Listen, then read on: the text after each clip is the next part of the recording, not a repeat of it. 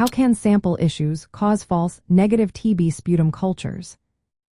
Imagine trying to find tiny clues in a puzzle, but some pieces are missing or hidden.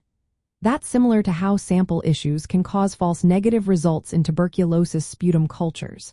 When doctors test sputum to see if someone has tuberculosis, they look for the bacteria called Mycobacterium tuberculosis. But sometimes, even if the bacteria are there, the test might not detect them, leading to a false negative. Several factors related to the sample itself can cause this problem. First, the number of bacteria in the sputum sample plays a big role.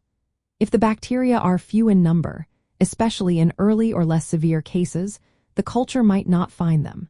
Studies show that some sputum samples contain fewer than 100 copies of bacterial DNA, which can be too low for the test to pick up. This means the bacteria are present but in such small amounts that they don't grow in the lab. Next is how the sample is collected. If the sputum isn't collected properly, it might not contain enough material from deep in the lungs where the bacteria usually resided. Sometimes, patients cough up saliva or secretions from the upper airways, which don't have the bacteria. Also, collecting just one sample over a single day can lower the chances of detecting TB. Multiple samples collected over several days increase the likelihood of catching the bacteria if they are there.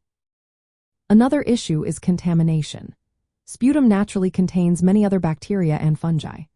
To prevent these from overgrowing and hiding the TB bacteria, labs use a process called decontamination. But if this process is too harsh, it can kill the TB bacteria, making it impossible for them to grow in the culture. On the other hand, if decontamination isn't strong enough, contaminant bacteria can grow faster and block the detection of TB. Some bacteria in sputum may also be in a dormant or non-replicating state. These bacteria are alive but don't grow under standard lab conditions, which can cause the culture to come back negative even though the bacteria are still present in the lungs. Handling and transport of samples are also critical. If sputum samples are delayed in the lab, stored at incorrect temperatures, or frozen and thawed repeatedly, the bacteria can die. Once the bacteria lose their viability, they won't grow in the culture, leading to false negatives. Finally, differences in lab techniques matter.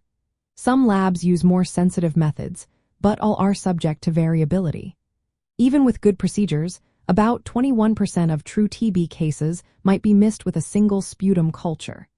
That's why health professionals often recommend collecting multiple samples and using additional tests, like molecular diagnostics, which can detect bacteria even when they are in very low numbers.